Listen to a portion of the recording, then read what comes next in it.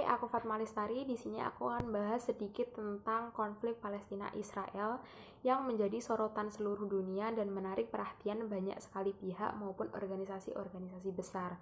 Dan di sini aku akan menyampaikan opiniku, kenapa sih konflik ini tuh nggak selesai-selesai gitu. Padahal kalau kita lihat, kita banyak sekali organisasi dunia yang memiliki tujuan menjaga perdamaian dan keamanan secara global, dan di dalamnya itu terdapat banyak sekali negara yang memiliki kekuatan dan kekuasaan yang lebih besar jika dibandingkan dengan Palestina dan Israel.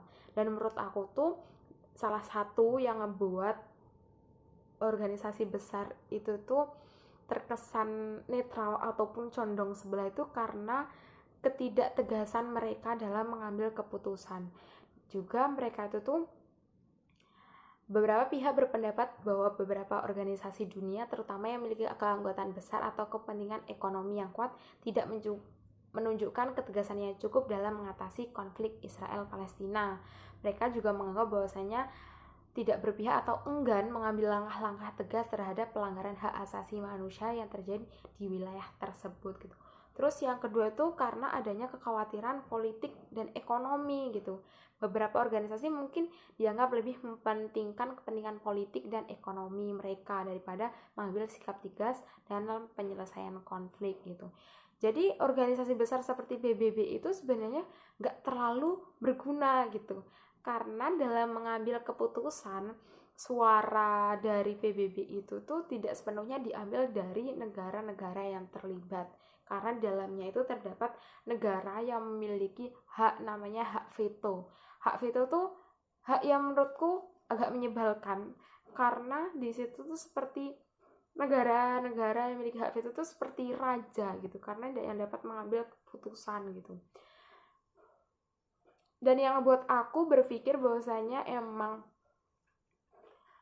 organisasi PBB itu tidak berguna itu ini.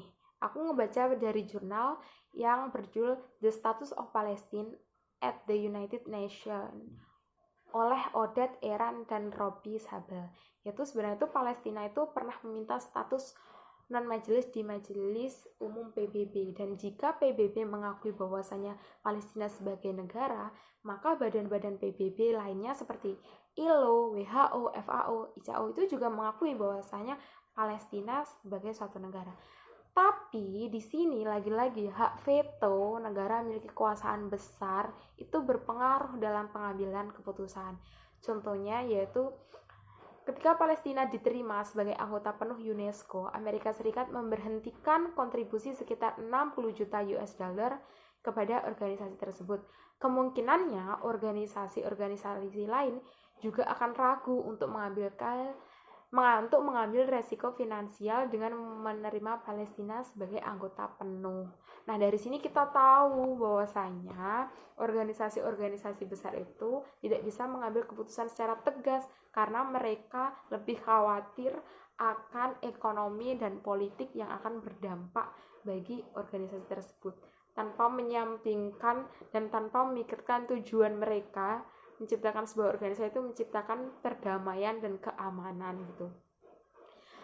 Dan sebenarnya untuk konflik ini itu udah ada banyak sekali inovasi ataupun ide yang udah ada gagasannya gitu, tapi itu susah untuk diimplementasikan gitu, karena yaitu tadi organisasi PBB tidak tegas dan tidak bisa memberikan solusi yang baik untuk konflik ini, dan terkesan berat sebelah karena di dalam organisasi PBB tersebut ada banyak sekali negara yang memiliki hubungan erat dengan pemerintah Israel dan terkesan condong sebelah gitu, yaitu seperti inovasi formula two-state solution atau dapat dikatakan solusi dua negara tersusun sebagai jalan tengah yang dibuat oleh Uni Eropa dan PBB bagi Israel dan Palestina, yang membagi wilayah Yerusalem Timur untuk Palestina dan wilayah Yerusalem Barat untuk Israel.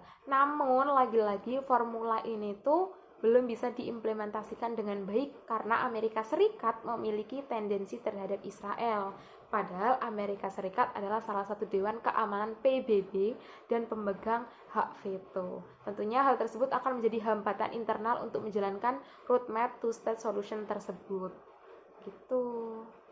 Jadi itu PBB itu dan organisasi lainnya itu nggak guna. Karena itu tadi condong sebelah. Dan untuk penyelesaian konflik yang bisa dilakukan menurut jurnal yang aku baca dan aku temuin, yaitu menurut jurnal International Journal of Intercultural Relations yang berjudul Conflict Resolution and Asymmetric Conflict: The Contradiction of Planet Contact Intervention in Israel and Palestine, yang ditulis oleh Chuck Tiersen, Marwan Darwish, bahwasanya strategi penyelesaian konflik yang efektif itu seharusnya fokus pada mengurangi ketidaksetaraan tadi, ketidaksetaraan kekuasaan dan ketidakadilan struktural yang ada gitu.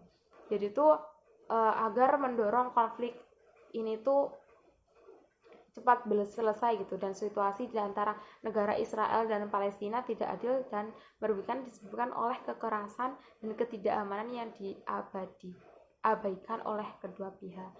Kemudian di sini tuh juga ada penyelesaian konflik yang bisa dilakukan menurut jurnal Asian Journal of Psychiatry yang berjudul Jaspersian Principles of Achieving Lasting Peace in the Palestine-Israel Conflict yang ditulis oleh N.A. Ufais, A.M. Asfaq, dan Urahman. Strategi efektif yang dapat mengatasi faktor politik yang mempengaruhi masalah kesehatan mental menjadi lebih penting dengan tujuan mencapai perdamaian abadi. Salah satunya itu seperti komunikasi eksistensial, yaitu kedua belah pihak itu saling komunikasi secara terbuka dan jujur gitu. Dan dilakukan pengakuan bersama bahwa setiap individu yang terlibat dalam konflik memiliki kemanusiaan dan martabat yang setara. Yang kemudian strategi yang kedua itu ada transendensi. Kedua belah pihak dapat berusaha melampaui batas-batas nasional budaya, meningkatkan pemahaman mereka satu sama lain ke tingkat yang lebih tinggi. Dan yang solusi yang ketiga ada tanggung jawab yang etis. Semua pihak yang terlibat konflik harus memikul tanggung jawab etis atas tindakan mereka. Gitu. Perdamaian ini berkelanjutan tidak akan tercapai jika tindakan dan tindakan balasan dari pihak-pihak yang berkonflik seperti pembunuhan warga sipil, anak-anak, pemboman fasilitas kesehatan, dan pemblokiran pasukan penting seperti makanan, air, obat-obatan, dan bahan bakar.